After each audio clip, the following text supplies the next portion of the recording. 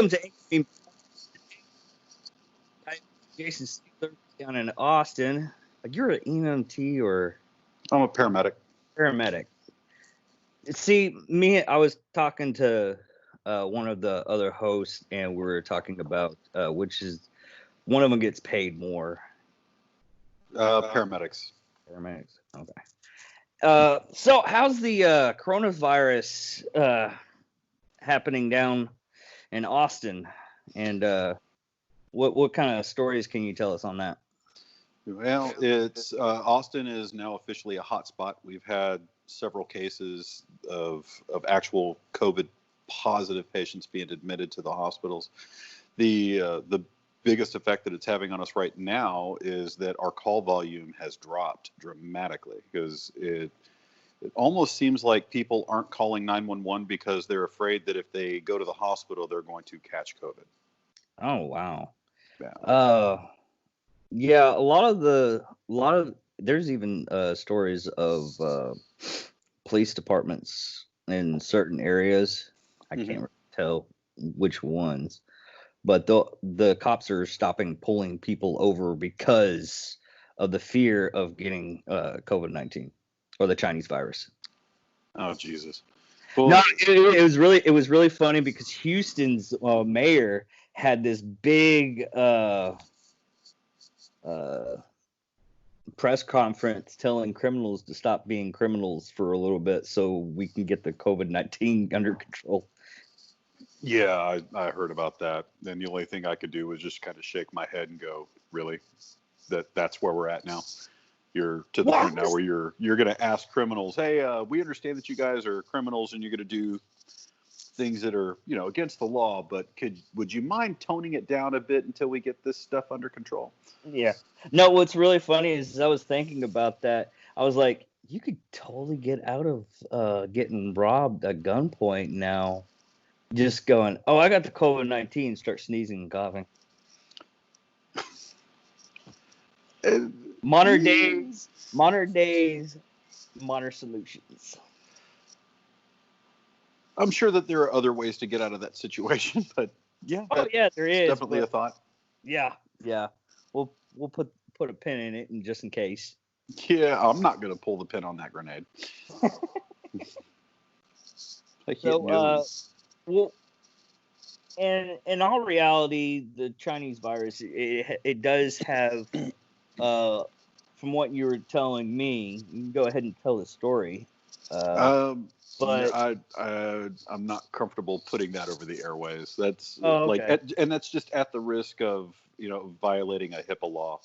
Oh, okay. But I'll tell you from a third party standpoint, there was a guy that was picked up who was 40 years old. He's an athlete, healthy guy, no history of any kind, no cardiac conditions.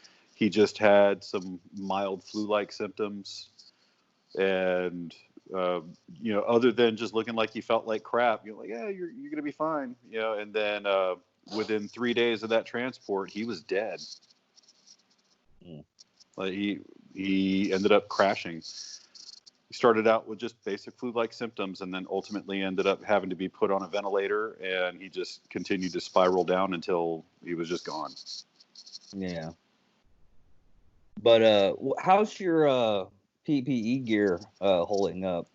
Well, because a lot of people are telling everybody it's like you're out of stock. A lot of places are out of stock right now for like gloves, masks, and whatnot. Well, a lot of it. In the beginning, we weren't all that concerned about it unless they had a fever or a recent cough. Then we were like, as long as we didn't suspect it, it was just business as usual. And and our standard PPE for every patient contact is just gloves and eye protection. But if we suspected, if there was any kind of suspicion that, hey, this patient could be sick, then we're going to put on an N95 mask, and we're still wearing our gloves, our eye protection, but we're also going to put on an apron or a gown, And once of course, we're going to put a mask on the patient too. And then after the transport's done, we go through our unit and we sanitize or sterilize the hell out of it. So we're spraying like a 10% bleach solution on everything in the back of the module. And then we have to roll down all the windows, open up all the doors, and we have to just sit there out of service and let it sit for 10 minutes. And after 10 minutes, then we go through and we wipe everything down. So, I mean, we're talking like we're out of service for the better part of a half an hour so that we can decontaminate the back of the ambulance so that we're ready for the next call. So in that course of the half an hour, there's people that could be calling for us, but we can't go get them because we have to decontaminate. And like I was telling you, like our call volume has dropped. So because our call volume's dropped, they've had to cut units. So we're out there on the streets with fewer ambulances than we normally would. So that plays into account as well. So it really messes with our response time because we respond to 911 calls. We call it out in county, and that means you've been out here where I live in the Round Rock area, but we have to drive over to, 2 counties over for 911 responses. And it's from here, driving at 75, 80 miles an hour, it takes about 40 minutes to get there. Oh, okay. And my partner and I had responded from Round Rock to a motor vehicle collision out in county. And we were running lights and sirens, and it still took us over a half an hour to get to the scene. Oh, wow.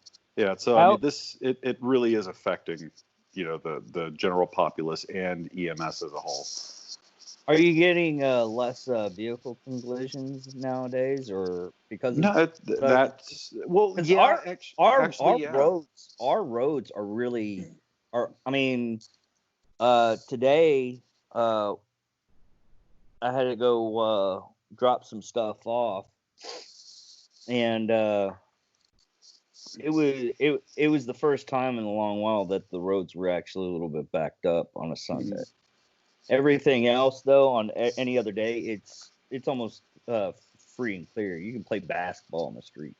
Yeah, well, and I live right off of the 35, so and I work at night, so generally before all of this mess hit, that 35 it constantly had traffic running down it just at all hours of the night. And here lately, between the hours of about I want to say 11 p.m. to maybe 4 or 5 o'clock in the morning, it's eerie. Like it's so deserted driving down the highway. I kind of feel like I'm rolling into the opening scene of the Silent Hill. Oh, wow. Yeah, it's really unsettling. No, because they've closed off a lot of events for like everywhere. How is that down in Austin? Because I can't remember the film festival there, or what's it actually called.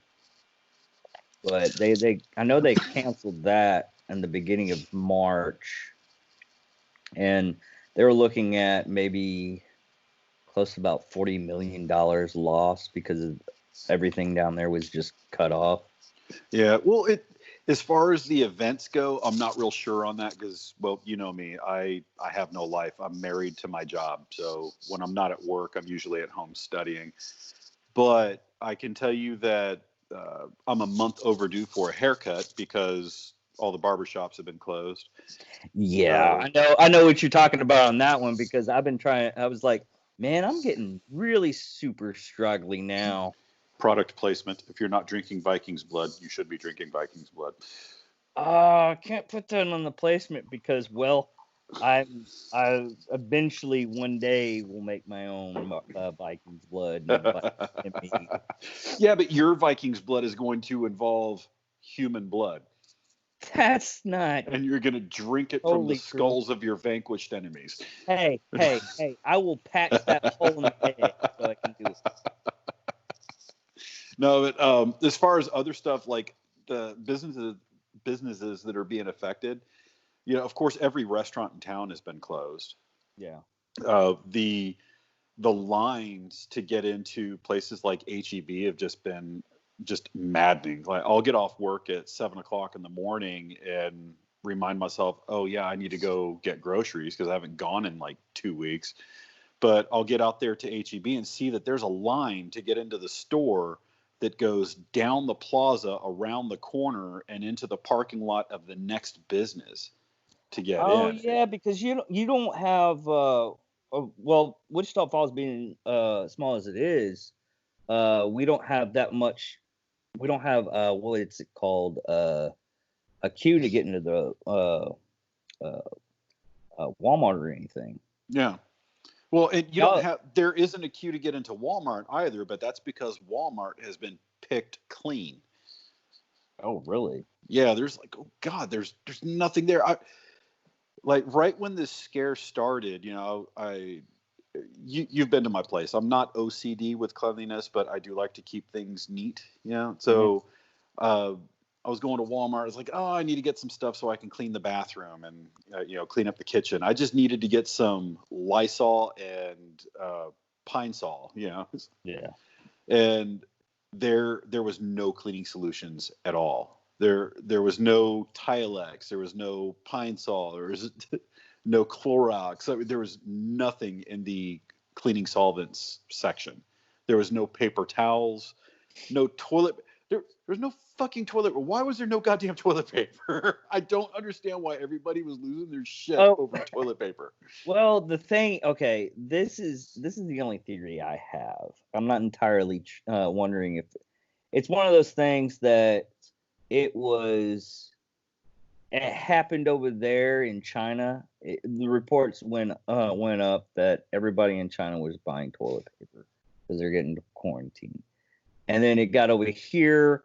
People thought, hey, we need to buy toilet paper because the Chinese bought the toilet paper when they had their thing. I think that's it's mob mentality, really. Yeah, I did a whole study one time of how mob mentality really works, and what it is that whole theory of if you look up in the sky and just stand there and look up the sky, hopefully not in the sun, you'll blind yourself. But if you just look up, you could be inside of a Walmart or a store or anywhere and just start looking up. And you can have a camera on the other side. You'll probably have a group within about 5-10 minutes looking up with you. everybody just kind of, what are you looking at? Yeah. Everybody's looking up, and you just go, "What are y'all doing?" I'm counting tiles later. It's really funny to do something like that. Yeah, I used to pull pranks like that, well, similar to that on Navy ships. I would stand outside of a specific hatchway, and I would just stand there like I was waiting. Someone would walk over. What are you doing? It's like, oh, they're serving ice cream out of here soon. Oh, shit, I want ice cream. Then the guy jump in line with me, and within about 30 minutes, there's 40, 50 people waiting in a random hallway on the ship that just goes from a hatch all the way down and around corners and shit. And I'd like, oh, I'm tired of waiting. I'm leaving. I'll be back later though. I was like, okay, I'll hold your spot, Doc. I'd leave. And like within about an hour or so, you'd hear an announcement made over the 1MC or the ship's PA system, and it's someone on the bridge going, all hands, now hear this. Ice cream is not being served out of the executive officer's stateroom. So, of course, people that know me would just kind of look at me and go, you're an asshole. And I'd go, hey, sometimes I got to create my own entertainment. Yeah. I'm not allowed to do that anymore. That's what I do when I'm bored. I get way too. Mine ends up on national news sometimes. Yeah. It's like that one time I had that I only said this to a couple of my friends. I had that this whole idea of baby fight club. You told me about that, and if I remember correctly, I was more disgusted at myself. I think I rolled my eyes, shook my head, and then asked, "Why are we friends?" Yeah, and then you go, not really your fault. I mean, you make stupid suggestions, and you even tell people flat out, you shouldn't listen to me because I'm slightly crazy. And no, you're insane, not crazy. had the little card I got was saying impaired, so we have to see it. There's something wrong with you. No. But short. Actually, when you were talking to me about, we were talking about the COVID a little bit earlier with all the craziness that's going on. You and I kind of chatted on it a little bit, and tonight when Michael and I were filming for my next YouTube episode, we were talking about kind of the same thing. And one of the topics that we'd gotten into is this whole like everybody, like all the liberals are losing their minds now and starting to panic buy firearms.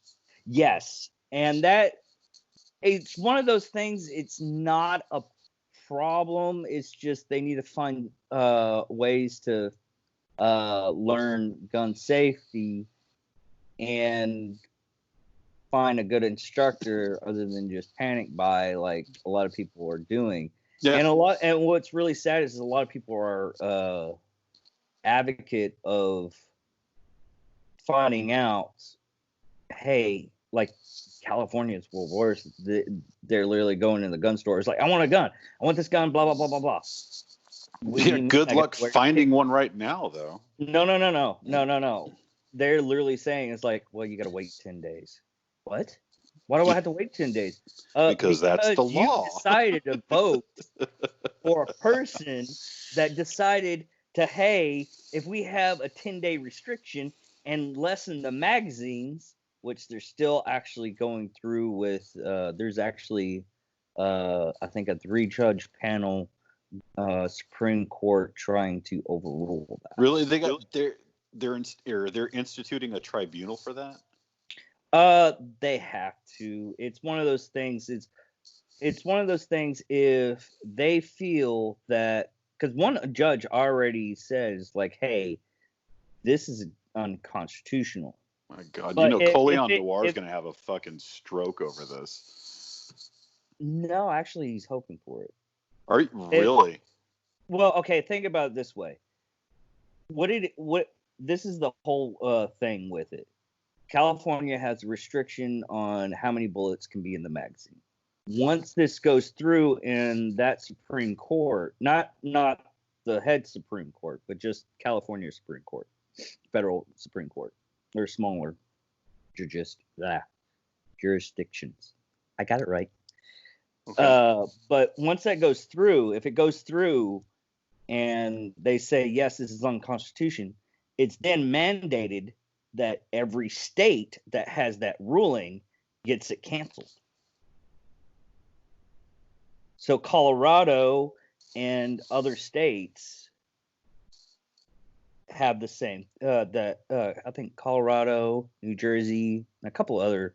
I know New York does too. A couple other states. You're talking about the? It gets reversed. So they're going to do away with magazine capacity caps. Yeah, they have to. You can't. That'd be good. Be unconstitutional at that point in time. It'll be a judge ruling that is unconstitutional. Well, here's hoping that judge goes in that direction. Actually, it's 3 judges. Here's hoping those 3 judges go in that direction. But what I was going to tell you is, like, with all the panic buying out here, first of all, they're good luck finding a gun here now for sale anywhere. But what I was going to tell you, okay, you find the gun. Now, good luck finding the bullets. Yeah. Oh God, yeah.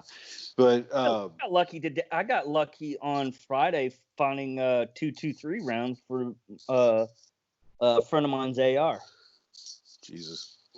You remember how you and I talked before about how Austin, or the city of Austin, has basically become Seattle and San Francisco the sequel.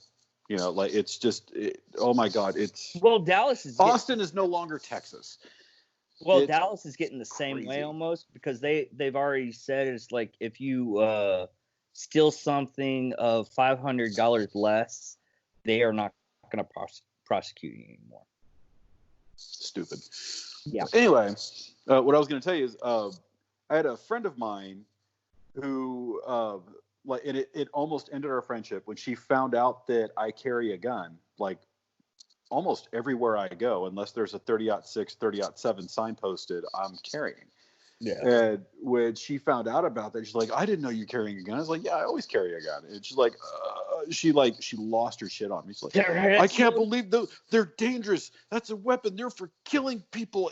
And I was kind of like, look, I carry what I want to carry. To hell with everybody else. If you got a problem with it, you get to have a problem with it. I don't care. But the short of the long is that, fast forward several months down the line. I haven't talked to her in a long time because life happens, and yeah, you already know it's coming. I get a call from her out of the blue, and she says, "Hey, can you recommend a gun for me to buy? As I'm really worried with this COVID scare, and I just feel like I need to have a gun in the house to protect myself and my family." Why would she want a weapon of war? And then I could have rubbed her face in it. Yeah. But I'm not going to do that because you know me. I'm a big proponent of, do what you need to do to keep yourself and your loved ones safe. Yeah. But what floored me is that it took this big pandemic scare to I guess slap that, or not slap really, but to hit that switch of reality that, oh shit, this could really be going on. And what I was getting at is, with restaurants being closed, with venues being closed, with barbershops being closed, all these smaller businesses that usually employ a lot of people being closed. We're talking a large number of people that are going without income and have been going without income for almost a month now, right? Yeah. And it doesn't look like things are going to get back to normal anytime soon. So what my thing is, or my logic is going, okay, so you have this I don't even know what the percentage of the populace is that works in businesses like these that are shut down, but whatever that percentage is, you got to ask yourself, after how long will these people start getting desperate? Where they right realize, now it's going to be, oh shit, probably, I have no income and I need food, or I need money, or I need whatever. So then they start looking for targets of opportunity so that they can get stuff that they need to take care of themselves and or their families. I mean, I'm not saying that they're worthless or that they're evil people. I'm just saying that it's human nature. People, yeah, they're desperate. Desperate people. Desperate times calls for desperate measures. Yeah, and exactly. most of the time, what's going to happen? That's like even right now with my job, it's not guaranteed. Mm-hmm. They already this week we already had layoffs. I'm on an extra 3 days off from for this week. I was only supposed to have like 3 days. I was supposed to have Saturday, Sunday, Monday off, but I got Friday, Tuesday, Wednesday off, and that's only because they need this whole quarter is supposed to be crap because a lot of the a lot of like GE shut down their plant when we for the parts that we ship them. A lot of plants are closing down because they need to quarantine. Yeah. So they also laid off like 150 people, and they're trying to also get people to voluntarily get a furlough up until like July 20th. A furlough. Yeah. Congratulations. You are on a unpaid vacation from now until July. Well, good luck. This is how the furlough works, because right now, if you're technically laid off, you can draw unemployment. And they added in, now what you're saying, I was like, well, when's going to happen when people get desperate? Well, if nothing's fixed by November, and that's the time frame from March, April, June, July, August, September, December, January, February. 7 months. Next February, because the unemployment. Oh, next February. Yeah. Okay. May, June, This, July, August, September, October, November, December, January, February. 10 months. yeah. The reason why I say that, Jesus Christ, 10 months? okay, the reason why I said, well, after 10 months, if this is not fixed, or we get back, actually, Trump is actually trying to implement it by the end of the month to start up the economy again. But a lot of the doctors and medical people that is medical people, any medical advice you get, they're saying possibly July. Now, saying that's a good time frame. It's not good for people being quarantined and everything because you get stirred up and not doing anything. The reason why I say next February is because that's when the unemployment checks will stop. Well, let me put it to you this way. If you've probably already thought of this, but I want to say it out loud for your viewers. You want to get an idea of how bad things are right now and how much worse they're going to get in the foreseeable future. Okay. When was the last time you put gas in your car? Thursday. How much did it cost per gallon?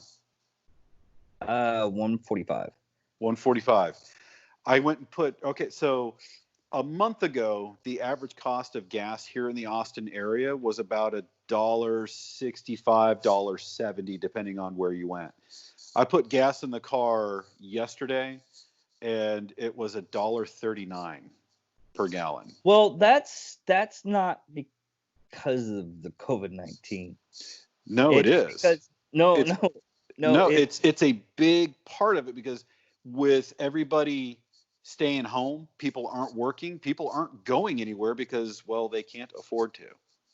No, what had happened is Russia and OPEC were having a bidding war, and OPEC was was pushing out more oil so they can drop the price of oil down. Because right now, it's the barrel that you place the oil in cost more than the oil that you put in. That doesn't affect the cost of fuel consumption, though.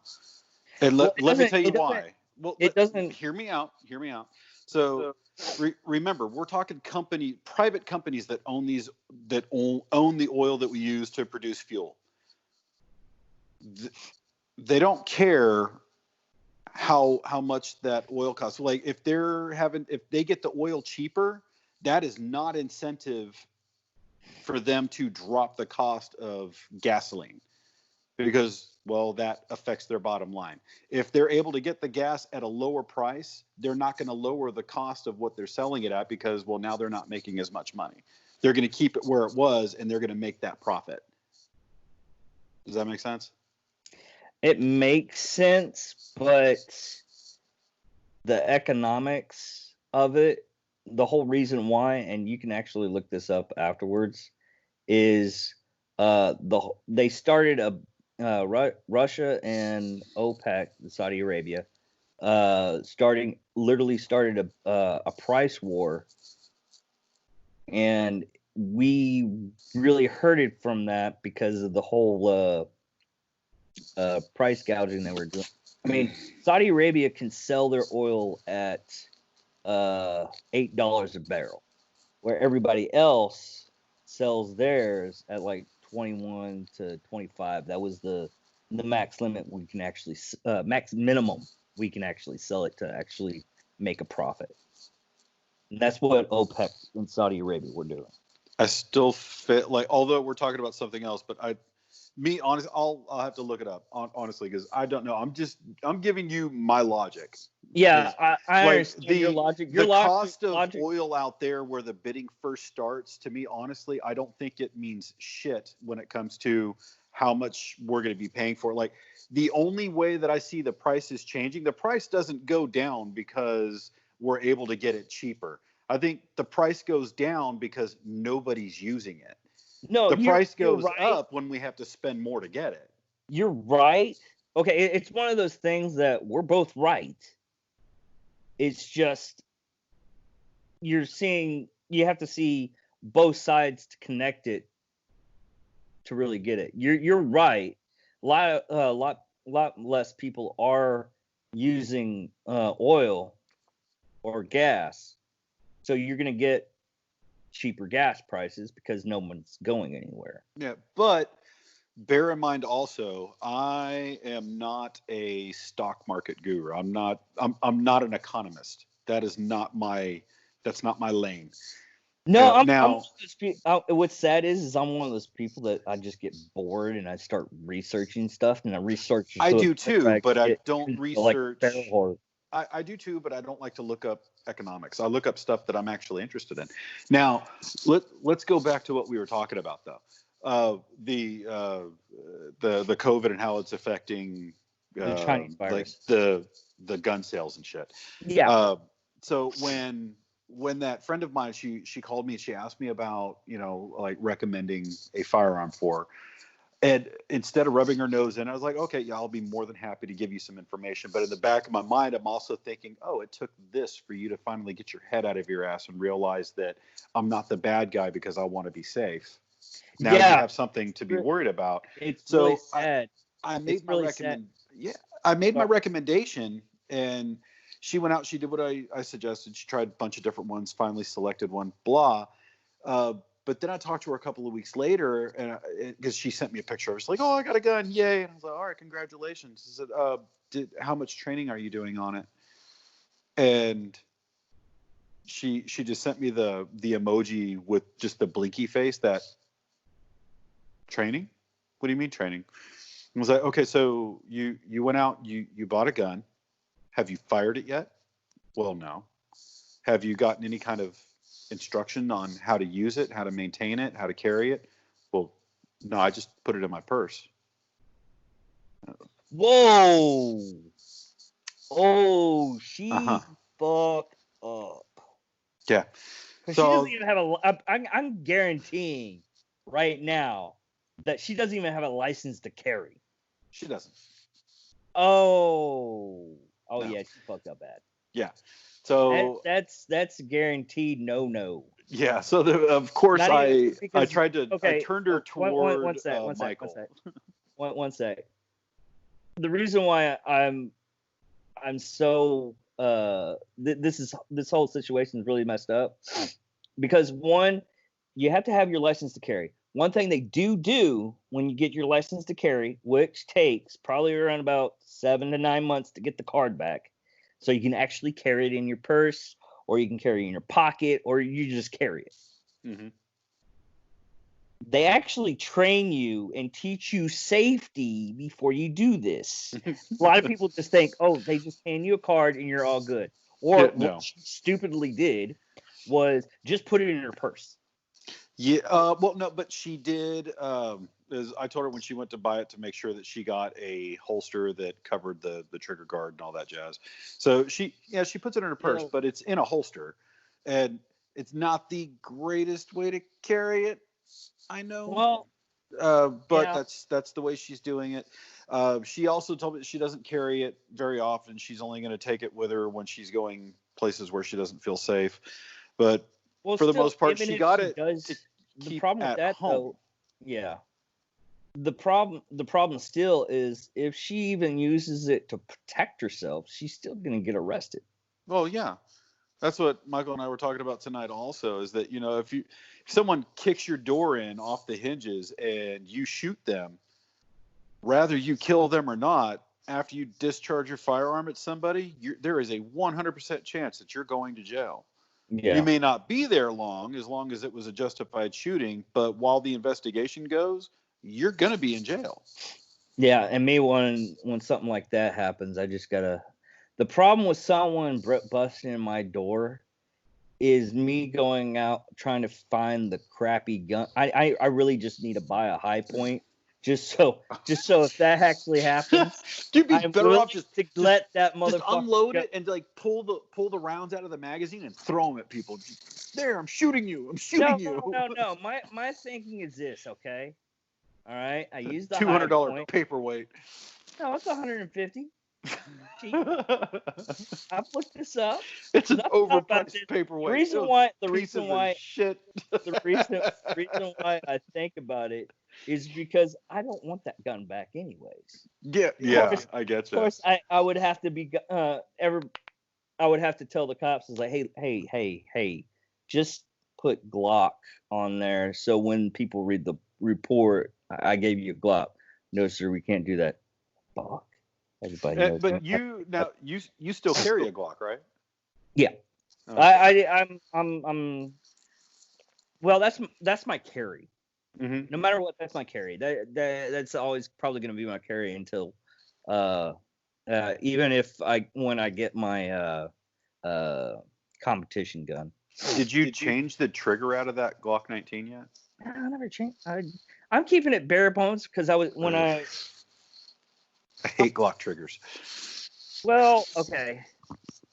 I'm gonna have to get used to it anyways. Changing, it's one of those things, you train what you use. When I use the competition gun, I'm gonna have to train it for competition, and it's one of those things is I'm gonna have to go back and forth anyways. I might as well get used to it. Glock triggers suck. Just put a pyramid trigger in it and be done with it. I know, right? So that will be the best $120 you ever spend. I think they're also, I do believe that they're a drop-in trigger too. So you can do it yourself. No, you still have a pin on there. Well, either way, we have a guy that does that. Ben, he's a Glock armor. In a different country most of the time. He's here right now, and he'll probably be in the country for the next few months because that entire region is on lockdown. They won't let him back in the country until this shit lifts. He's actually, we were supposed to get together this weekend for the Ren Fair so we could go geek out, but... Oh, man! Oh, yeah, you had to work. Yeah, I ended up having to work on Friday, and then yesterday I spent the better part of 10 hours on homework and studying, and then today I spent all day cleaning, so my weekend got, I'm screwed. Yeah. But either way, the Ren Fair was closed anyway, so... Yeah, just most of those due to... Yeah, and I was like, but I was kind of hoping he would come over, because every time he comes over, he goes through the apartment and he hunts down all of my weapons. He takes them apart, like, to the freaking gun technician armor master level disassembly, and just spring cleans them for me and puts them back together. Wait a minute. Your guns aren't like super clean? No, they are right now, because I've cleaned every gun like 3 or 4 times already. No, my weapons are always clean. However, Ben is an armorer, and he breaks them down. Like, when I break my weapons down to clean them, I only break them down so far. I only field strip them. Yeah. Ben will take them down to every individual piece. Like, on your striker fire weapon, he'll disassemble the striker housing. Oh. And he'll replace all those gaskets, clean everything out. I mean, it's just, I came home one day, and the last time he was here, when I got home from work, he had my AR pistol on the coffee table, and it was, I want to say it was in about 70 pieces or more. Now, when I break down my AR pistol, it's I don't even take the handguard off of the barrel, okay, when I'm cleaning it. But, yeah, I mean, everything. I was like, what the hell are you doing? He's like, come on, man, I can't come home on leave and not clean one of my guys' weapons. It's what I do. I'm your weapons maintainer. It's one of those things. It's like, you go out to the range, like, that's weird. What's weird? It used to squeak. Yeah. Yeah. Oh my God. So when you were talking about your carry gun, like, I have a carry gun and I have what I call my bag gun. So my carry gun is the USP compact, and my bag gun is the VP9. The VP9 goes in my bag, carry or on my leg in the event that our economy collapses in on itself and we get the second civil war that I've been praying for the past 20 years. So it'll either go in my bag or on my thigh, but the USP is my everyday carry. No, funny story about fixing things that a person didn't know was broken. My other co-host one of his magazines like, why is this shaking? I was like, it's shaking. What do you mean it's shaking? It's like, listen, and it does rattling. It was one of his magazines was rattling. I was like, well, let me take a look. I think one of the bullets is loose in there. I was like, that's impossible. Here, hand me that. It's either spring. No, this is my fix.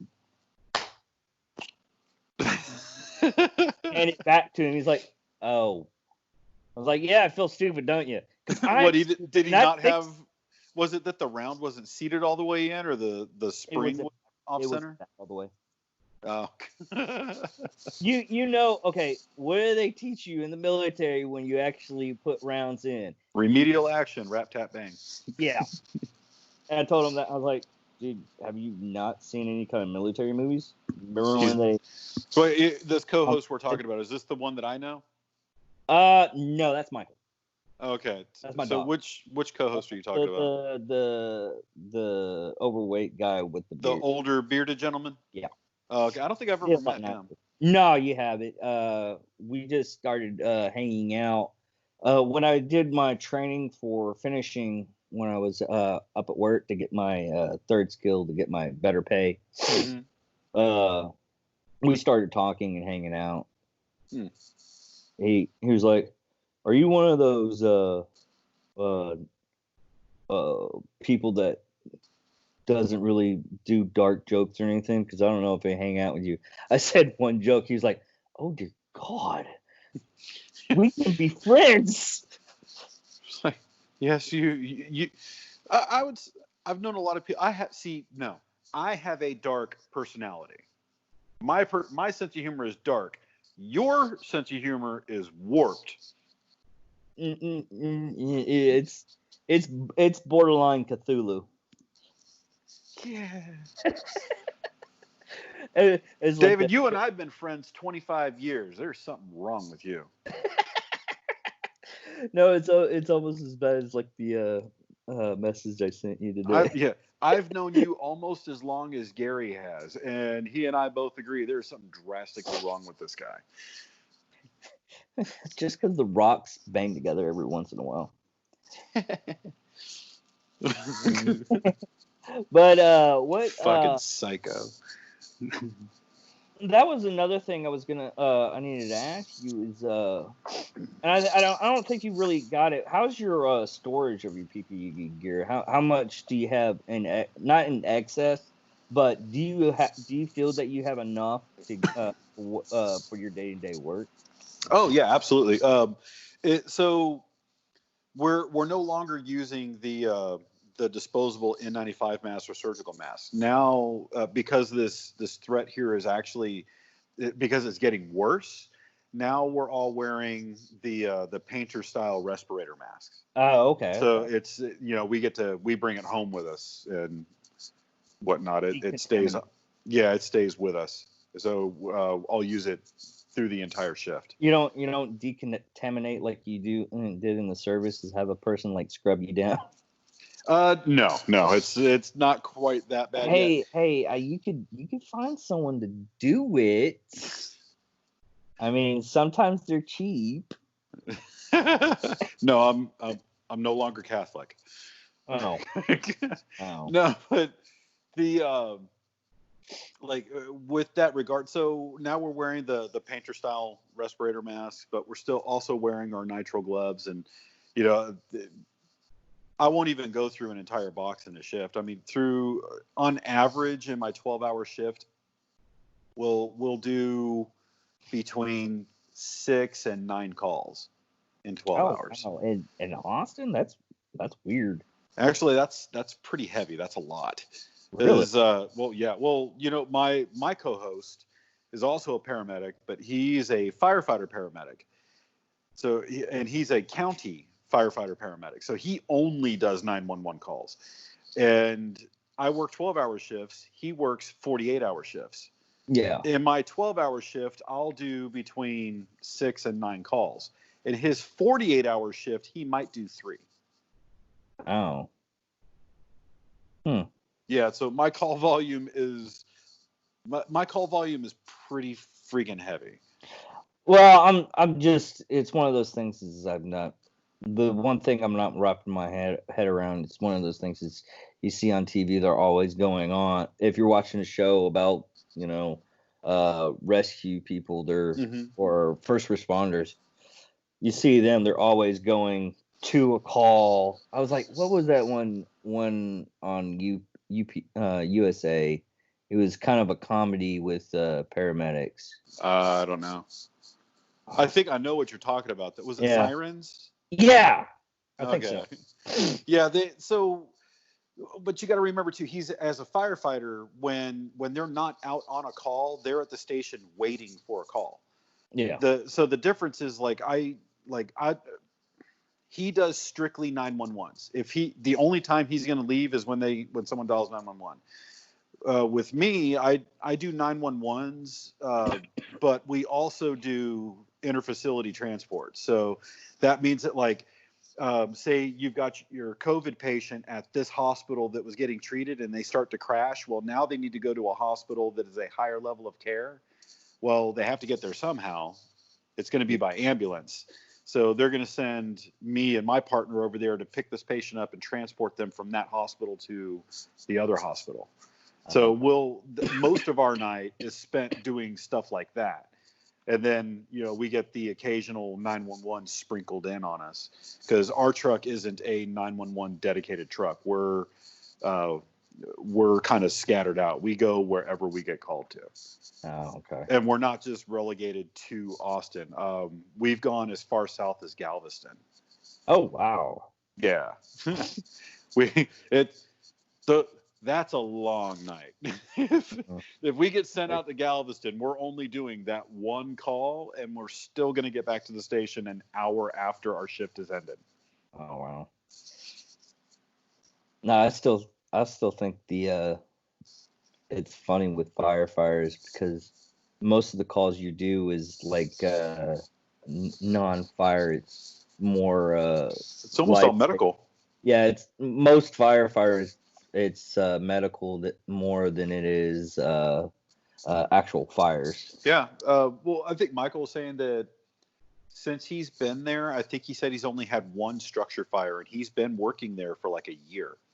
Oh, wow. He's like 90% of the calls that they get are EMS, not fire. Yeah. But I just find that funny. You're a firefighter and you barely see a fire. Yeah. Yeah, that's another thing. I gotta message one of the people that met through Honor Flight. He's a firefighter for Dallas Fort Worth area. Scheduled an interview with him, but I was scheduled a couple of interviews. I just found out that a couple of weekends ago that I can record. I was trying to find a way to do something like this and still do the interviews, and I found out you can record off of Skype. I was like, oh. You're like, well, guess what I'm gonna do?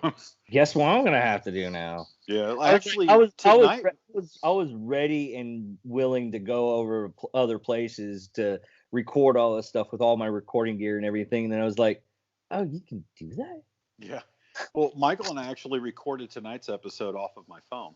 Yeah. That's another thing I'm gonna, because I told you about getting the editing stuff. Yeah.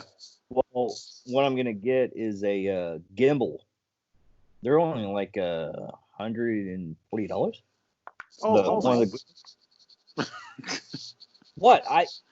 If you want good quality, you pay for some of the stuff. That's why I go with H&K. Buy once, cry once. Yeah, I still don't like the gun. It's just, to me, it's one of those things. It's, if I buy something, I want it stupid simple when I have to take it apart. I understand it probably is something stupid simple, but when I look at it first, you'd have to like disassemble it in front of me, just like, oh, okay, yeah, it'd be, I could do that. It's one of those. I have to look at understood. The next time I make it up to Wichita, middle of nowhere Falls, I'll bring the VP9. I'll break it down in front of you, and then you'll go, I want one. No, I'm already a headset for the SIG 365. Yeah, No, it's P320 X5. Okay. Oh, it's same basic platform. Man, those guns, the grip on them, dude. If I didn't have gorilla-sized hands, I would have one of those Sig models because Oh no, you should the really grip is look at the. stippled. Oh, it's stippled so much it almost feels rubberized. No, you should look at the X5. I mean, it's for competition, and Yeah, I don't want anything for competition. No. The reason why I say it would probably be good for you is because the handle for it is it might fit on your gorilla size hands. Oh, yeah. But because I was gonna buy this one gun competition. It was a Turkish gun, and it was already set up. It was almost the same price range and everything. As soon as I gripped it, my pinky finger kept on hitting the bell for putting the magazine in easier. Okay. And my pinky just had that. And when I grabbed the SIG, it was just like it fit my hand. And it still had a little bit more space. So it might actually fit yours a little bit better. Well, that's what I like about the VP9 is it's first it's a full-size grip. You know, it's a double stack mag. But it's also got the customizable back strap and side straps. Oh, okay. So it's it fits my hand beautifully. And then with the USP, it's just huge anyway. Yeah. There's another thing. Steve has it on his H&K, and it's like a sticker grip. It's like sandpaper almost. Mm-hmm. And you just I'll send you the link to the company as soon as is it like a grip tape? Yeah. Okay. No, I don't need that though, because I wear gloves. No, you don't understand. No, you don't understand. Even with gloves, you notice the difference. Yeah. It's like night and day. As soon as you grip it, as soon as I gripped it, I was like, oh my god, I want this stuff that's on it. What is it? Is it some magical? Do you have to go see a wizard? What is this sorcery? Yeah, it's one of those. It's like, what's this wizard? It's on a website. You can order it. It's like $2. Oh Jesus! Really? No, I finally got the or made the magazine holders or magazine pouches for my bag. I don't know why it took me so damn long to sit down and do it. I mean, these things have been in the closet for like 2 years. I finally went ahead. No, that was so funny. Oh Jesus! Here, I'll actually show it to you here too. It's right. I'm really impressed with it. Please be wearing pants. It's by the company Vertex. Okay. Give me a second here. You still hear me? Yeah, I can still hear you.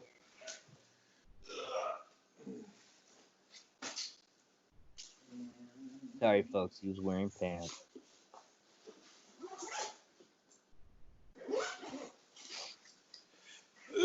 Okay, so here's the bag. I'll open it down. Oh, okay. You just pretty badass, right? Yeah, you just didn't put the Velcro in there. Hang on.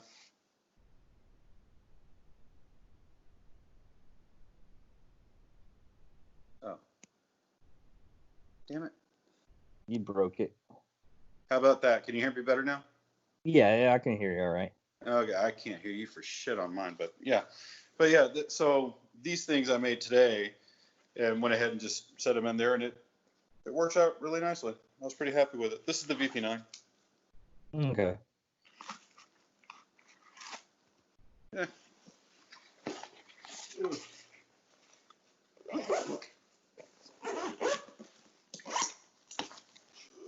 It's a nice bag.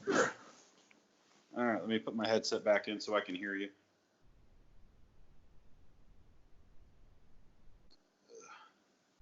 Yeah, that's pretty. And it took you how long to put those back in? Hang on, I still can't hear you. I got to plug them back in. Oh. Okay, now I can hear you. And it took you how long to put those in? Do what? It took you how long to put those in? To put what in? The Velcro stuff in there? I don't know, maybe 5 minutes. No, I mean, how long to actually put it in there? Oh, 2 years. Wow, it's Velcro, dude. No, because you have to actually wrap them up and make them. And every time I would look at it, I'd go, "Oh, I'll do it later," and I'd put it back in the coffee table and forget about it. And I would never remember until I had to open up the coffee table drawer and I'd see it and go, "Oh yeah, I need to do that. I'll do it later," and then I would forget again. So I just, over the past 2 years, I just keep forgetting about it. And then, today while I was cleaning, I was like, okay, I better do this now because if I don't, I'm gonna forget, and the shit's still gonna be in there next year. I can't really. You know what? I could say something, but I really can't say anything because I'll go up and like, I've probably done something just like that. Like, I'm. It's one of those things. If it's not really, if it's not really there, it doesn't really bother me. Yeah. I was like, well, every time I looked at it, I was like, because I had the holster in there. I was like, I should really put the mag pouches in there. And then I keep thinking, I was like, I got 15 rounds already. I'm good. But now I got 45. Now I can miss a lot. Yeah, now I can miss a lot more than just 15. Yeah. That's the reason why I don't. I'm one of those people that it's just I'm a simplest. I can't really. My dad brings around 2 magazines. I know you bring 2 extra magazines. I do that for a purpose, though. My dad, you can say the same thing. My dad goes, "Go ahead." No. The thing is, when I'm here and I'm moving around, if I'm carrying my weapon and whatnot, I don't carry extra mags. I only carry my loaded weapon. The only time I carry spare magazines is when I'm going to an area, one, that I'm either not familiar with, or if I'm going on a long road trip and I know that I'm going to have to stop in an area that would be considered a little shady. Okay, yeah, I can understand. So that's what I mean by I do it with a purpose. So I only carry according to the environment that I'm going into. Okay. Does that make sense? No, that's why, whenever you come down here to visit and we're hanging out in Round Rock or Austin, I usually only carry my loaded weapon and a folding knife. But whenever I go up to see you, because I have to drive for 5.5 hours to get out there, and I'm, surrounded by nothing, and the one place I stop for gas is kind of Silent Hill meets the Hood-esque kind of looking area. Yeah, I have my loaded weapon, 2 spare magazines, and a fixed bladed knife instead of a folding one. Yeah. So I always carry according to the environment that I'm going to be in. Yeah. Yeah, me and Kai have this thing that when we're driving, we're going around towns and everything, we keep on seeing like an off shot where a farm is at, or a ranch, and you just see one light. And every horror movie, if you're stuck in your car breaks down, where does everybody go to that one light? We've already learned our damn lesson. Actually, before I forget, the next time you come out here, remind me, and I'll take you over to the barbecue place that actually housed the true story of the Texas Chainsaw Massacre. I've heard like 15 different stories. Well, the area where we do our. It was probably shot there. No, the actual place. No, the person. I've heard that the guy was actually from Michigan. No, he might have been from Michigan, but the actions took place out in the county where we do our 911 response. Oh. I've driven when I was doing my this is how you drive an ambulance kind of classes. The supervisor I was with, as we drove by, she points at it. She goes, "Yeah, you see that over there?" I said, "Yeah." She goes, "You ever seen the Texas Chainsaw Massacre?" I said, "Yeah." She goes, "That's where it happened." I was like, "No shit." Okay. But I could be wrong. She may have been talking about the movie, but I'm pretty sure that she was referring to the actual because it was events. it was shot near Austin, Texas. I know that. Mm-hmm. But the actual killer, he did. Okay, there's like 5 different horror movies. The actual serial killer that it was actually from.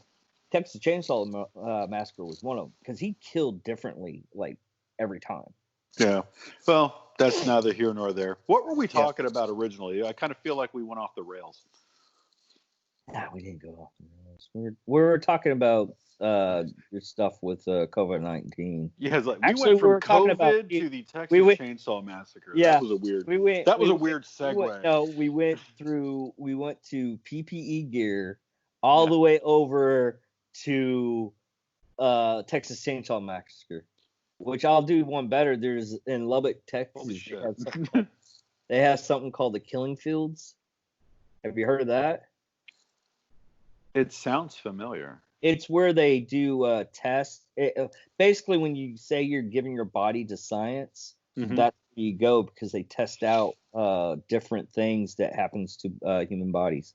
I mean, they put a body in a trunk and they just do studies. This is scientific studies, not some guy out in the boondocks going, "You got any extra bodies out there that I can borrow? I want to test some stuff out." Yeah, something tells me that the guy that talks like that is getting his bodies from other sources. Yeah, you can pick one up from the morgue if you pay. He's probably picking his bodies up from someplace with neon lights and alcohol. Or truck stop bathrooms. That's just a whole new freaking fear. Or Walmart. That's a whole new fear. Yeah. Man, stop that. Oh, but that was another. What have you been up to other than that? Because I've been going down the rabbit hole of serial killers here lately. No, honestly, it's like I said earlier. I go to work, I come home. I'm still in school. They've got me in critical care transport school right now, so it was the next logical step for me as far as my career progression goes. Okay. It's essentially I'm learning how to be an ICU paramedic on wheels. Okay. So the people that are really, really critically ill or on a lot of life support devices, I'm learning how to use those devices and troubleshoot them when something happens during transport. Like I'll give you an example. The chapter that we covered the other day in school was for high risk pregnancy. So when you're in the back of the ambulance with a woman who's 24 weeks pregnant and her water breaks, that baby's coming a little early. So when she gives birth to a baby that's this big, I have to be able to keep it alive. Oh, I was thinking maybe the whole Robin Hood Prince of Thieves thing where Morgan Freeman just had to cut it out. Yeah, no. There's a little bit more to it than that. I guess, there's a little bit more to it than that. Or the new Conan and the Barbarian movie where he had to be cut up out of his mother. I don't know. I'd like to think more like Jim Carrey and Ace Ventura Part 2. Yeah.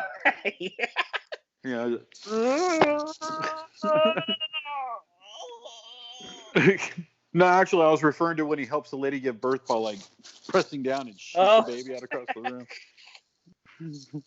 Although the rhinoceros birthing or the hippo birthing was entertaining. No, it was rhinoceros. Was it a rhino? It was a rhino. Yeah. That's a good girl. Aria over here passed out next to me on the couch. Oh, that's good. Yeah. She's a bud. Yeah. How's Maylin doing? She's doing well. She was supposed to be coming home here in the next couple of weeks. Couple of weeks, but Kuwait is on lockdown, so she probably won't be able to come home until next year. She's still getting she still gets paid for the time that she's over there, or she's still Oh working. yeah. No, she's totally getting paid. Uh, Yeah, so it's just, but I mean, it sucks. I was telling you her know the other what? day I when she and I totally were forgot talking about how that much I bipod. hate it when she's gone. Huh? I totally forgot about that bipod. I was supposed to give you the bipod so she can put it on her scar.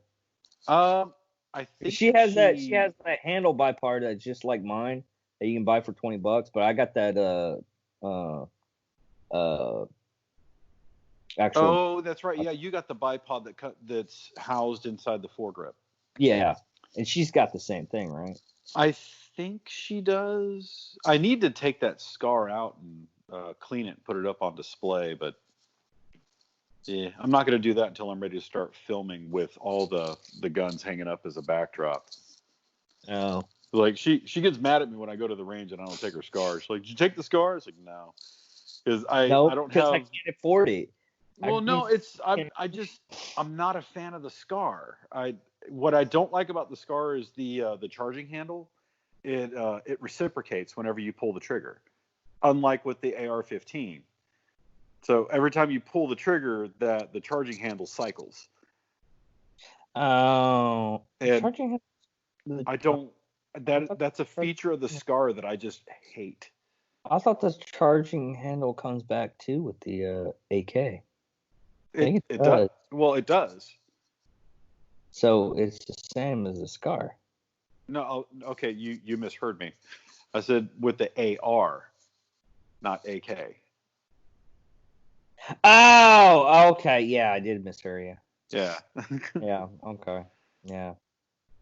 Yeah, the AR, the charging handle stays forward while you're Yeah. using it. But I just don't like the reciprocating uh, charging handles because as I'm moving around, I've had a couple of times I've had the charging handle catch my thumb, Oh, you had the same and problem that I used to have with the and, Glock. Reason and that why I didn't really like fucking the Glock. hurts. It hurts like a son of a bitch. It Okay. probably wouldn't be quite so bad if I wasn't left-handed. Yeah. Yeah, because then the charging handle will be on the outside, but because it's so close to where I'm gripping, if I panic and I come up too quickly and I pull the trigger, that charging handle just grabs, it'll bite my thumb, and oh god, it hurts so bad. Or get your thumb out of the way no matter what. Well, yeah, you would, but it's one of those things where when you're Well, surprised raise and your rounds are coming at you and you're just reacting, coming up on target, that it after having that experience with it in the field, it just left me with a really bad taste in my mouth. No. No, I can see that because I did the same thing with the Glock. This is the reason why I didn't like the Glock for so long because I ended up getting cut right there. Oh, it bit you? Yeah. Oh, yeah. And I like and the Glock that you carry is the one that I used to carry, right? Yeah, because it has a See, beaver tail on it now. yeah, because I really liked the Glock. The one reason I did not, well, two reasons that I didn't like the Glock. You already know I hate their trigger. But the problem that I had with it was unless I was wearing gloves, every time I would fire that weapon, the magazine release would dig into one of my fingers, and it was just a pain in the ass. It was like shooting with a sand spur on the side of the weapon because I'm left-handed. Yeah. You know what I mean? Well, at least you didn't. Well, at least you didn't have the same problem that Evan Hafer had when What problem do you have? when he was going through room clearing. Actually, I think he actually was in combat. He was room clearing a building, and he didn't realize that he had his finger on the magazine release on his M4, and he hit the button on accident, and the magazine slipped down a little bit. It didn't fall out. It just hit down a little bit. He would have fired one shot, and he was like, I would have messed that guy up really bad with that one shot. I hope. Oh man, yeah, that's what you call a worst case scenario. Yeah. You look at it and go, "Holy shit! I hope this doesn't happen." Yeah, because once you fire that shot, you know it's gonna make the magazine fall down completely, and it's gonna just ruin your whole fucking moment there because the magazine falls. You look down. Oh, he has barrel to my head now. I don't know. Yeah, that would be bad. Although, well, I think I told you about why I hate Beretta, right? No, you never said that. Well, okay, so way back when when the standard issue sidearm was the Beretta 92 Foxtrot. Yeah. A lot of people don't like that gun. Where was I? Where were we? We were in Iraq. We were taking fire from close quarters. So one of my guys was wounded, and I was trying to shield him and return fire at the same time.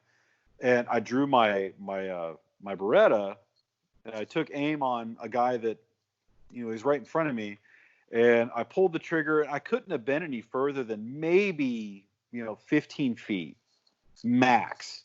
50 feet. It might have actually been closer than that, but 15 feet at the furthest.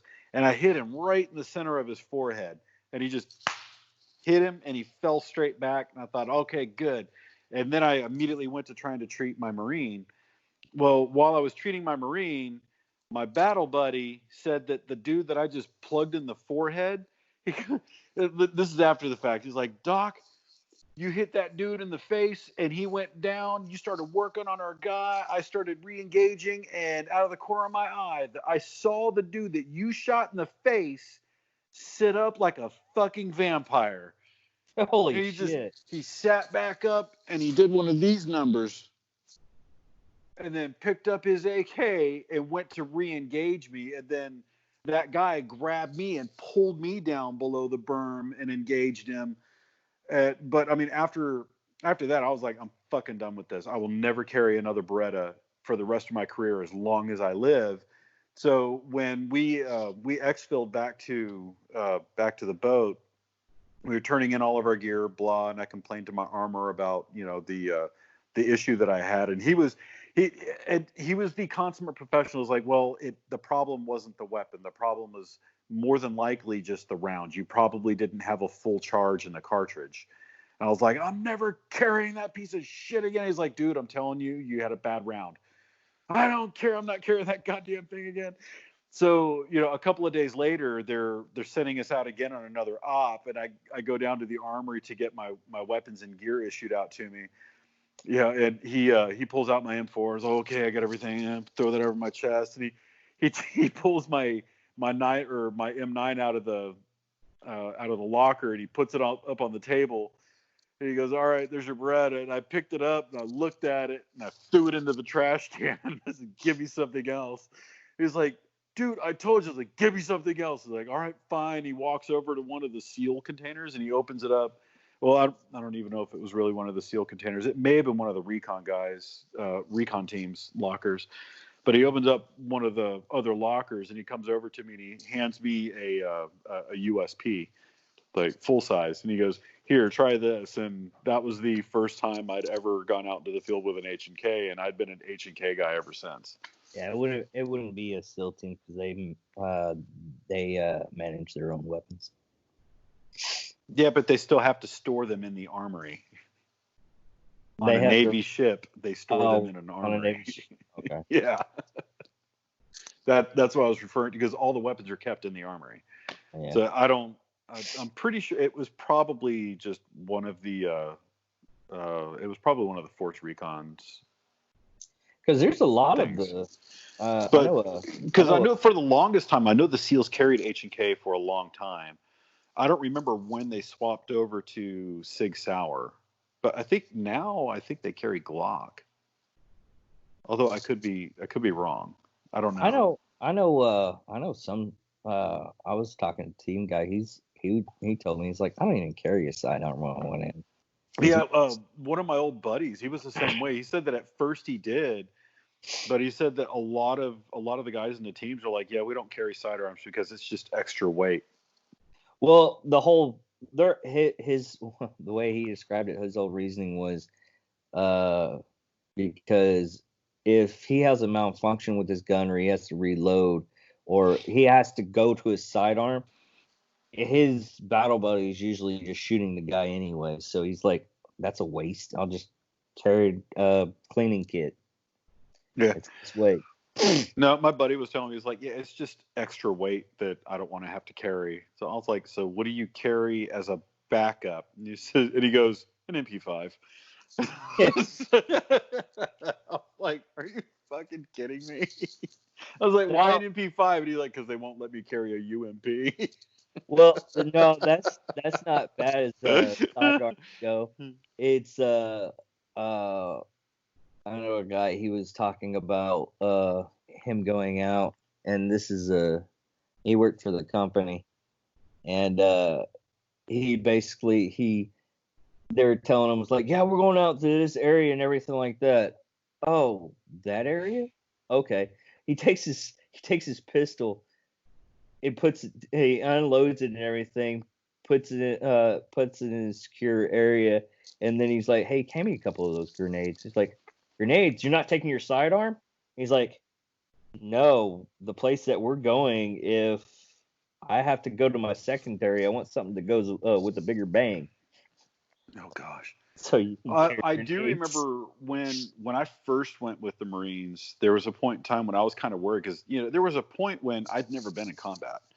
Yeah, so I was scared. It was one of those moments where I was like, yeah, I remember a couple of years ago, I was the baddest motherfucker on the block, and ain't no one gonna mess with me. And now I'm being told you're going to Afghanistan, and I thought, oh shit, I can actually die. This shit just got real. Yeah. So yeah. I'm talking to my Marines. I'm like, guys, I'm worried.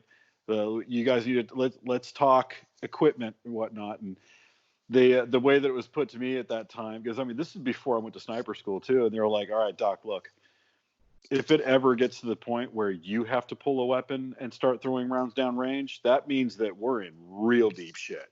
Yeah. And I was like, so I shouldn't have to, I shouldn't have to shoot anything, because y'all have seen me shoot. I can't shoot for shit, because at that time I really couldn't shoot for shit, and they knew that. And they're like, oh no, Doc, we got you. And I was such a bad shot at that time that whenever we would go out on an op, while we were in the helo on our way out there, I would start giving my ammunition to my guys. And I was like, hey, who needs extra mags? And they're like, why aren't you keeping? I was like, no, look, I only need two. I need 2 rounds in my sidearm. And they're like, why 2? I said, one's for you and one's for me, just in case we get captured. And that worked for a while, but then they made me learn how to shoot. So yeah. No, what's really bad is like a lot of people, because my story is one of those things. I was a cook, and everybody they have these like really great war stories and everything, and then they come to me and it's like, oh, you're just a cook. You never saw combat. You picked up donuts in Kuwait. I did once. And they're like, ha ha ha, that's funny. I was like, no. They're like, man, Kuwait isn't even a deployment, man. That's just a vacation. It's a couple of months of vacation. I was like, and I tell him what happened. He's like, you're messing with this. I was like, no, this is what happened. How you're not going anywhere with us? If you're that bad luck, you can get shot at it in Kuwait when there's not even a war going on. No. Well, all things considered. Oh, that reminds me of another story of the active duty versus reserves or National Guard. I understand wording when you're in an environment that you're. Hey, pause the recording. Okay, hold on. Well, what happened was, I was going in with a reserve guy to pick up the donuts off the base, and we had to transfer the TCNs. And what had happened was, he kept on eating the donuts. Well, when we're out on the base, we have to go. When the donuts are on the vehicle, we have to have bomb squad. The security forces have to come out. They get the first things of donuts and everything. but we still have to have bomb squad, have a dog go in and check everything out. This stupid motherfucker kept, every time he would eat the donut, you're like, man, these donuts are the bomb. And me and the security forces people were going, what? These donuts are the bomb. Really? Really? We're searching for a freaking bomb here. And you keep on bringing up a bomb. Donuts and bomb. We have to go in like 3 or 4 times to make sure that there's no bomb in these donuts. And me and the security forces are just looking at each other. I'm like, no, this is not on me. This is not on me. He's an idiot. Like, that's it. You're not going with me ever again. What's even worse is he outranked me, so he had to go. Oh God. Yeah, and I was looking at this. He's reserves, and they would just look at me going, "Oh." Poor idiot. Well, that's another funny thing that's happening now. I mean, I wonder if this is happening in Austin too, because they're doing this in a lot of the cities. Is like right now, K. Yeager Coliseum, the place that we go to the gun show and everything. Mm-hmm. What they're doing now is that's going to be a staging area for COVID-19 if it has to blow up, and the National Guard is going to be there to guard and everything.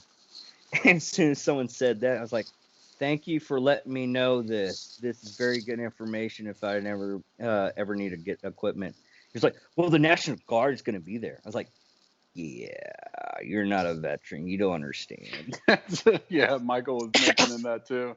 He's like, yeah, I want to get a new helmet because I've got one, but it's actually just a little bump helmet. And if I ever get a set of nods, from a National Guardsman that drops them, they're just going to be. If you see me rolling in a new Humvee with spinners on it and a lift kit, don't ask where I got the Humvee. Yeah, right. Oh gosh. By the way, FBI agent, please don't. Okay. But no, and he's just going up. It's like, man, they're trained to do this. It's like, oh, you don't really understand, dude. You're not a veteran. Yeah. You don't know how much. So, clearly, you've never done anything with the National Guard before. Yeah. I could literally go up and say, hey, look, a distraction. And I could take all their gear. Oh, did you hear? Okay, this happened in Christmas time frame. A couple of Marine, I think it was in Georgia, a base in Georgia, Marine base. And this is just how stupid it is. They were doing Hands Across America in the field, and the exercise field. Guess the reason why? 2 M4s became missing because someone came out in a truck and stole the M4s. Jesus. Well, one of the problems that we've had lately is when we get a patient to the hospital, it's become, I don't know how often it's happening, but it's happening often enough to where we have to be extra vigilant about this.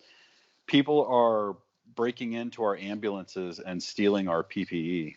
Yeah. Well, there was a thing in New York. That was another thing. Was it was a governor or mayor or something to that extent. It was one of the high ups because these people were hoarding PPE gear. So the sheriff's department came in and took it. That was it's illegal, one, very highly illegal. But I mean, they were literally filling a U-Haul truck full of the PPE gear. It's one of those things. You have to pay for this stuff. You can't just go ahead and take it, even if the person is being a douchebag and hoarding vital gear for safety. But you still have. I mean, 2 wrongs don't equal right. But if they bought it, it's theirs. Yeah. But it's just all kinds of craziness. Well, it's the whole thing, like the horror stories during Katrina that I've been finding out. During crisis, you find out about a lot of the horror stories you hear from other disasters, like sheriff's department during Hurricane Katrina in New Orleans. They were literally raiding people's houses and taking their weapons. Tisk, tisk. Yeah, it's situations like this that people really understand what's overreaching on our government and why certain people, and I'm not going against liberals or conservatives or anybody. It's just basic fact that you have to realize that when a government oversteps their bounds of taking control and everything, that's why a lot of people that are very upset about the quarantine, and the government isn't supposed to force you to stay in your homes and everything. Mm-hmm. They literally, even Trump is saying, this is a suggestion, but we're going to have to stop a couple of working areas, and just to stop this virus. Now, he didn't say at any point in time, hey, you have to stay home. He said, this is a suggestion, like a good politician, and this is not going for Trump or anything like that. This is just the way you're supposed to word stuff when you're dealing with stuff like this. So he's suggesting a self-imposed curfew, basically. Yeah. Or self-imposed quarantine. But there's places that they're literally saying, hey, you can't go out or anything like that. And yeah, that's not happening here. yeah. But people are, like, in this area, people are taking it upon themselves to stay with that safe social distancing thing. Yeah. They're like, nobody's going out to go shopping, so on and so forth. Or like stupid people in LA where they have a whole fucking neighborhood block party. It's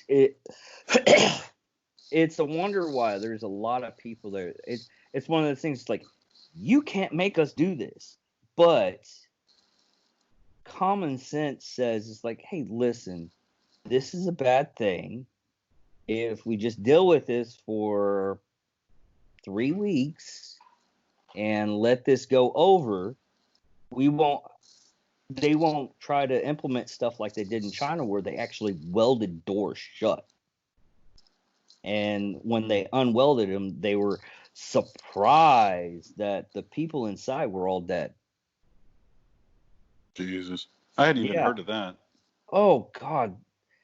Like I said, I go down the internet rabbit hole here lately that it's just all kinds of weird. That what people, I mean, there's I think it's somewhere near Turkey or Turkestan. They're literally what they're basically doing is to combat the Chinese virus.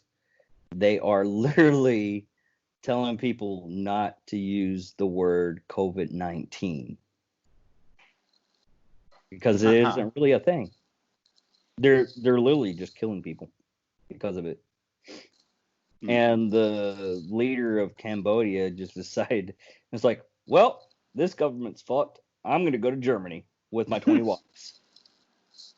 Iran's supreme leader is cut off his whole entire family and everything. So he's basically keeping his family out of reach for like 15 feet, and he just lets his staff. He's just basically alone for right now until it all blows over. But you know, when you have billions of dollars, you can do stuff like that. Yeah, you can do pretty much whatever you want with enough money. Yeah. God.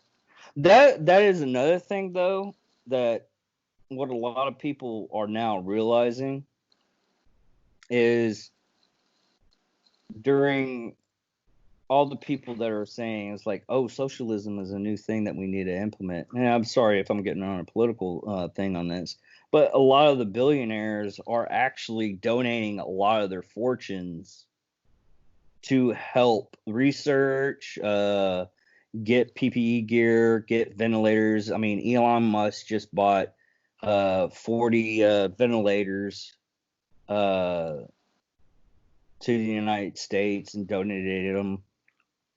A lot of companies are stepping up. A lot of alcohol companies, whiskey companies. There's one in Houston that they switched from making whiskey to actually making hand sanitizer. Oh, the isopropyl alcohol. Yeah. Lead Slinger did the same thing. I mean, what a lot of people are not understanding is during a crisis, we actually step up, but it's the naysayers and everything that go down and just say, oh, the big companies, corporations are bad.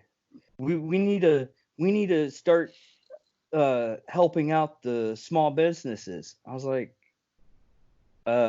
technically, if you want to say something, I mean, some of those small businesses, yeah, are not going to survive this. It's going to be really sad.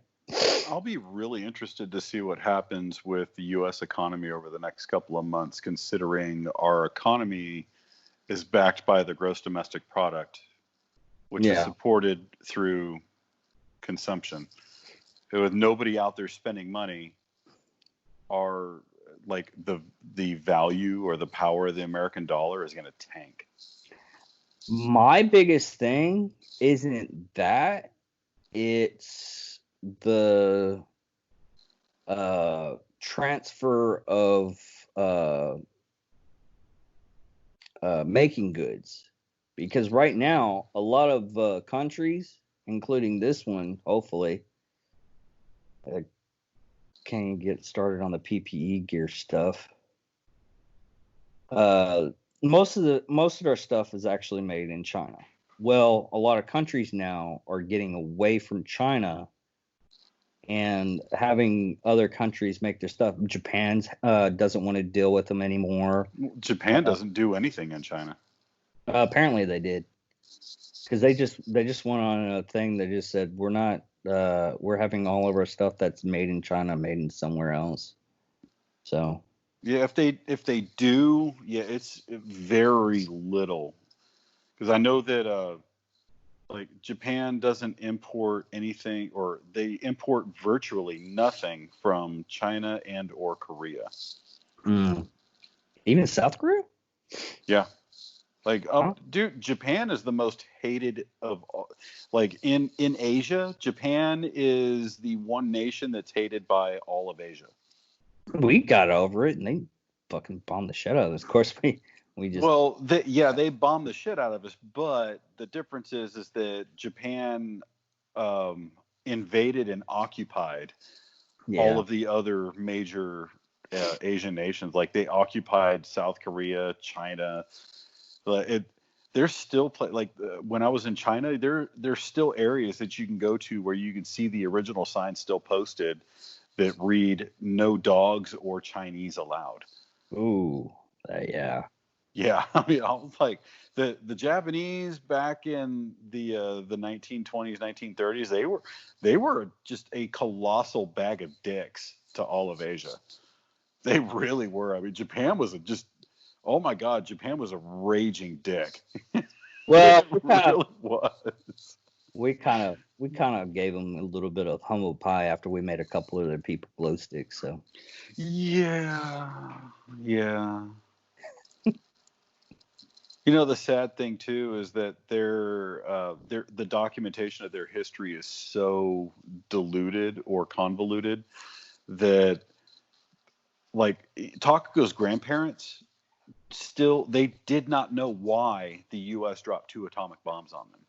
Oh wow, yeah, wow, it's that like their history is that diluted.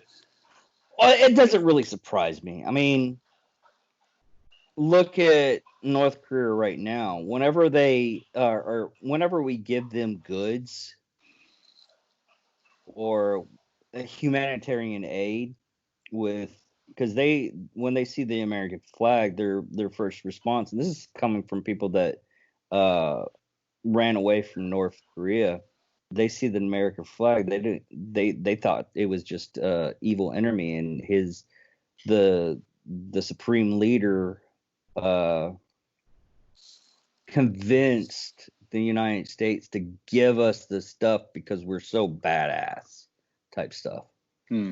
But Well, that was how the Japanese, when China invaded Korea, the way that it was put back to them was basically the general of the army and the admiral of the navy sent a letter back to the shogun or the emperor of Japan and basically said, yeah, so we showed up in Korea and they liked everything that we had and the way we did things so much that they just gave their country to us. So we own that now.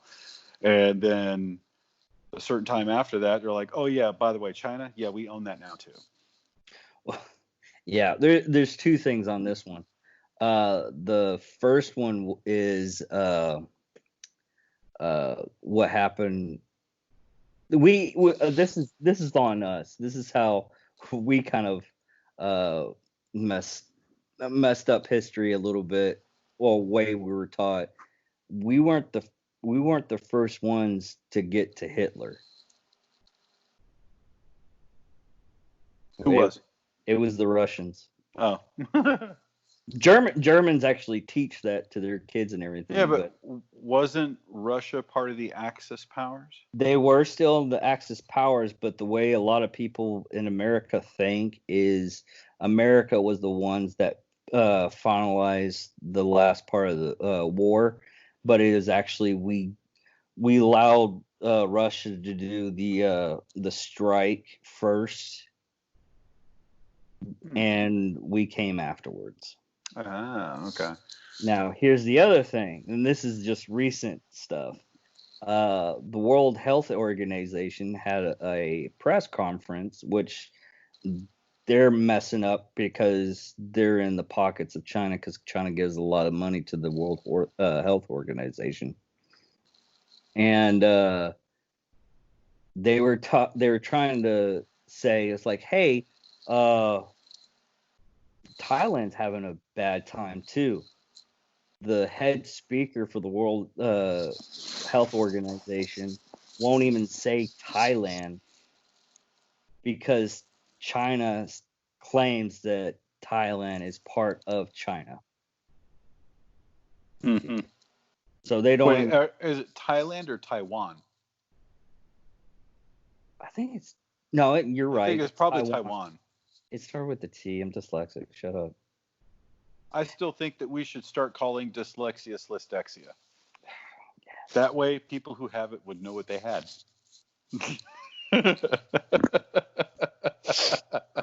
That was your joke. You said that.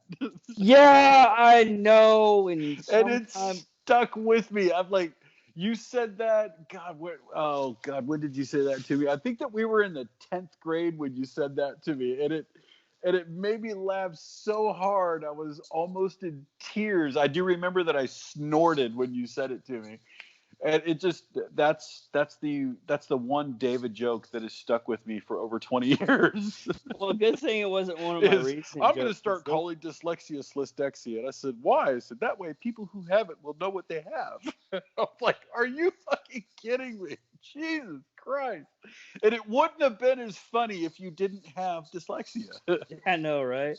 Well, it's almost, but it's almost like, and I remember you said that while we were in English class, and it was Miss Fain, our teacher.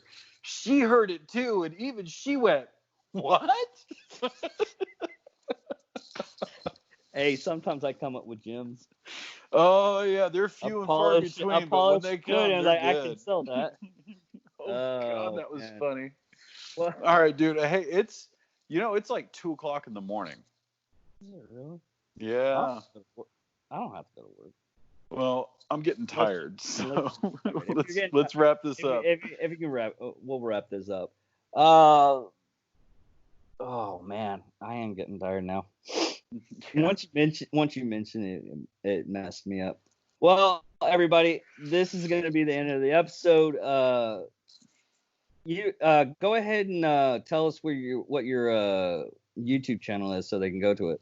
My YouTube channel is called Melting Snow. Melting Snow. We'll go ahead and end this. I'm David Dickerman, and this is our special guest, Jason Siglar. Thank you for watching. Hopefully, we see you again later on. All right, bud. All It was right. good chatting with you. Thanks for having me on. No problem, bud. Love All you. right. Love you. Cheers. All right.